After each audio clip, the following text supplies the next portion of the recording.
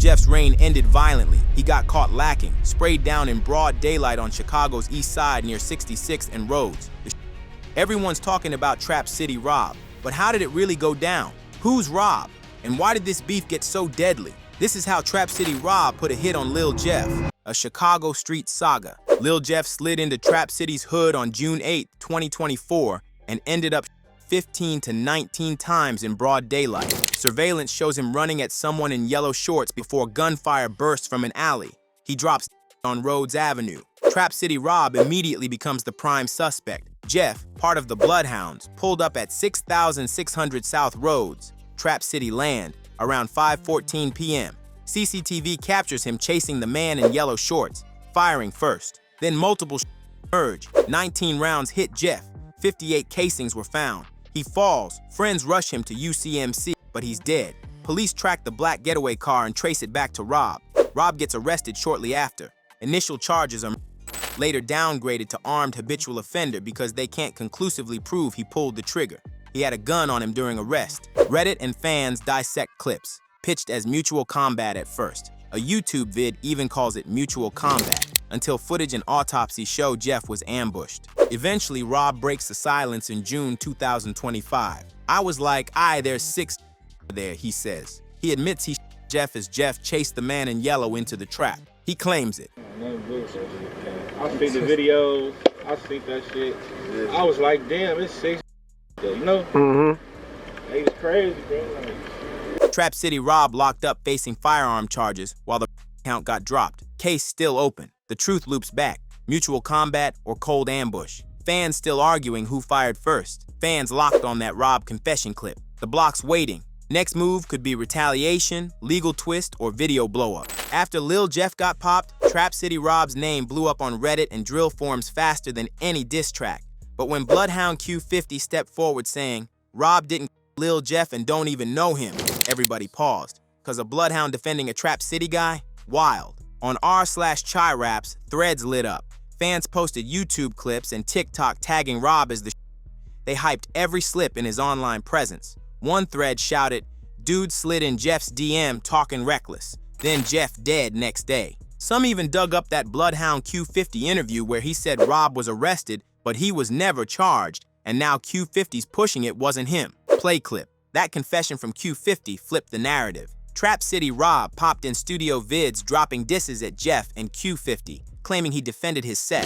Reddit users capped it, Rob the But Q50 jumped in another clip saying that Rob ain't his op, don't even know him. That back and forth made Rob less mythic and more human on the thread flow. But why would Rob become a legend if he can prove he unalived Lil Jeff? The fall of Lil Jeff. If what the streets say is true, then Trapcity Rob didn't just defend his porch, he took out one of the most feared crash outs in the game. Bloodhound Lil Jeff wasn't just sliding around dissing. This was a shorty with real work under his belt, and a name that meant danger in 2 states. So when Jeff got gunned down on June 8, 2024, right there on 66th and Rhodes, and word started spreading that it was Rob who did it, that wasn't just another body. That was legend status. Because Lil Jeff wasn't average. By 21, he was tied into one of the most ruthless sets out east, Bloodhound Drill City, and already rumored to have at least 11 tied to his name. He was feared in his own hood and respected in hoods that didn't even rock with him. But what pushed him over the edge was how Milwaukee started outsourcing hits to him, like he was a one-man hit squad from Chicago. On March 27, 2022, 3 men in Milwaukee got found executed in their sleep. Anthony Big Juice Thompson, Thierus McKenna, and Clarence Harris. 2 were brothers. One had rap ties. The street said it was Jeff who did it, paid to slide by local trappers. No arrests, just whispers. That was Jeff's first paid hit, allegedly, and the whole city felt it. Then another one happened. September 4th, 2023. Milwaukee again. Trapcity layout. Parked car near 58th and Fairmount. Allegedly, get back for a local named Chevy. And once again, Jeff's name was floating around. Maybe he did it, maybe he didn't. But the Bloodhounds moved in silence and slid together. Either way, they said it was another contract carried out. And Jeff's circle wasn't hiding. They were rapping about it. When I ran up on that car, he moved like a hired gun. No loyalty, no politics, just bodies. Milwaukee had the money, Jeff had the mindset. And while that made him a major asset for plugs out of town, it made him a major threat for everyone else. Because if you weren't with him, you were in the way. And he wasn't just out of town, he was applying pressure in Chicago too. When two BKN members, Monty and Lil Rob, robbed Jeff for his watch, he didn't take it as a joke. They FaceTimed him laughing with it. Days later, both got gunned down in broad daylight near Innovations High School. Jeff rapped about it in, "We hopped out with 4 poles and 2 cans got hit. When I speak, it's only facts." He was screaming when he got hit. No mask, no metaphors. He basically claimed the hit on wax. That track made his name even bigger, but that's what made him dangerous. Lil Jeff wasn't a rapper dissing in songs.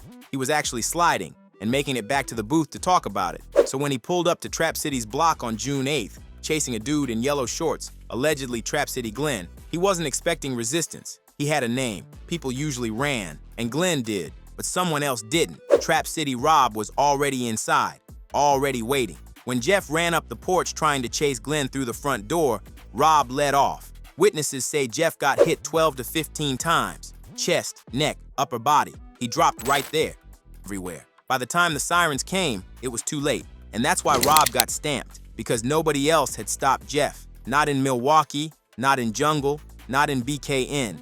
Nobody put him down when he robbed, slid, or flexed bodies in songs. The ops hated him. His own circle barely checked him. But Rob didn't just talk about get back. He took out the one person everyone else let roam free. After the hit, Rob's old song, What a Feeling from 2020 started trending again. Comments flooded in calling him Defensive Player of the Year, Unk the Porch Defender. Big Rob sent the demon back to hell. Reddit spun up a whole fan base. A new subreddit, r's Trapcity Unk Gang, was born just to honor what Rob allegedly did. Memes, fan art, posts like Protect Unk at all costs and PDN for life, Porch Defender Nation. People weren't trolling, they were celebrating. Yeah, they got you on Reddit teed up. They got wrong folks. You their favorite person on there. Do you be going on there reading this about yourself? Look, I was just bumping. Because for some people, Lil Jeff was a demon, and Trapcity Rob, whether he meant to or not, might have been the one who finally stopped him. Trapcity's side of the story. After Lil Jeff's, the internet turned into a war zone. Trapcity K became the new slogan in Jeff's comment section, with fans claiming they'd renamed the block Trap Cemetery. People said it made them smile seeing gunshots reported in Trapcity's hood. According to Reddit posts, Rob had already been arrested multiple times at the exact same house where Jeff was allegedly gunned down from the porch. Word moved fast. Within days, posts circulated calling Rob wanted and on the run. A local news article from June 16th confirmed that police were still searching for a tied to Jeff's case. Trapcity Rob didn't hold back when he finally spoke on the rumors. According to him, the Bloodhound's been pushing a fake narrative that Trapcity backdoored Z-Money, but Rob made it clear, that's cap. The real story? One of the Bloodhound members stole a chain from somebody in the Trapcity neighborhood, flexed it like it was some savage move, and then turned around and tried to justify it by saying Trapcity had lined up their homie Z-Money. We used to hang with them, they know what they did. So, okay. They know what they did. So, okay, the Bloodhounds, y'all was cool. Everybody that got a That was my homie. He stole the chain, bro. We tried like he took it. He stole my homie chain. Was that South Jazz? Nah, brother. One of the other guys. This one of the other. This other one. Folks letting him wear the J. He come back like he got into a high speed with 12. Line saying he lost it. You know what I'm saying? But Z-Money's didn't go down like that. He was 2023, and while the Bloodhounds claimed it was backdoor, Rob and his crew say that was never the case. They weren't plotting with him or setting him up. He just got caught in some street drama, and they used it to push a false flag. The chain theft was the real first move, and after that, things got dark quick. Bloodhound members allegedly followed up that disrespect by Trapcity Leal. Leal wasn't just some random, he was part of the core. He got while sitting in a lift, and the street said it was direct retaliation. That lit a fire under Trapcity. Now it wasn't about rumors, it was personal. It had been spilled, and Leal's name got added to a list that Trapcity wasn't about to forget. Instead of letting the beef settle, the Bloodhounds doubled down again. They started sliding into Trapcity territory, going live, posting up, and trying to prove that Trapcity couldn't defend its own porch, but they miscalculated. That block wasn't sweet. Trapcity Rob started calling it out directly. He wasn't just emotional, he laid out the timeline. First, they stole from his people. Then they lied about why. Then they caught one of his guys. Then they pulled up to the block like it was sweet. According to Rob, that's not just disrespect, that's suicide. Trapcity Rob wasn't just some he had music out too. After Reddit pinned him as the prime suspect, a 4-year-old track of his started going viral. The song, What a Feeling, dropped in July 2020 but barely made noise at the time. Now, with his name attached to the hottest street case in the city, that track started racking up thousands of new views. The YouTube comments got flooded. One person wrote, "Jeff came to deliver the mail, and Unc returned it to sender," trolling the fact that Rob's older and probably from the generation above Jeff. Another said, "Big Unc never hopped off the porch. He was camping on it." Drill fans started treating the war like it was a sports league, calling Rob Defensive Player of the Year and shouting, "Protect the porch at all costs." But under all that trolling, a strange kind of respect started building. People pulled lyrics from the song where Rob rapped, "Take care of them children by a couple buildings," and said it sounded like wisdom compared to Jeff's demonic ways. One commenter dropped, "Mad respect to Unc. Let these young bulls know. Learn a lesson. Get your priorities straight. Stack paper, invest. Don't pop pills and crash out." The internet was spinning Rob from an accused to a kind of reluctant OG with life advice baked in street decisions. From porch defender to drill legend, by mid-2024, Trapcity Rob wasn't just being respected for possibly Lil Jeff. He was being documented like a legend. Reddit was putting together lists of his 2024 accomplishments like it was a Hall of Fame plaque. Fans worldwide, ops neutralized, porch protected, and quotes pulled straight from his bars. But this wasn't just Reddit trolls or Lil Jeff haters giving flowers to a street dude. This was something deeper. The divide between Lil Jeff's generation and Trapcity Rob's generation wasn't just about age. It was about mentality. Rob, in his early 30s, was cut from a cloth that saw the streets as survival. But Jeff, barely 21, was making bloodshed look like content. By the time Jeff had allegedly bragged about catching 11 bodies, including school kids. He was reportedly tied to multiple hits in Milwaukee and the west side of Chicago. Paid no masks, and videos bragging right after. He disrespected the dead constantly, posted photos throwing signs over memorials, rapped about ambushes and screaming victims like it was sport. He didn't just move reckless, he enjoyed it. So when Rob, who allegedly started getting love, it wasn't just because he won. It was because he stood against everything Jeff symbolized. Where Jeff's side celebrated chaos, Rob's side started pushing actual structure. They posted screenshots of Rob writing on Facebook from jail, talking about how 4 months with one phone call a week changed his entire mindset, how he spent that time praying, reading, and figuring out how to never end up locked up again. Rob even made a post that went viral in drill circles. He said the real issue wasn't just the violence, it was that young black men don't know how to handle conflict, that everything ends in because nobody teaches them how to talk things out. He called drill rap the commercialization of and said it's just being used to distract the black community from deeper systemic issues.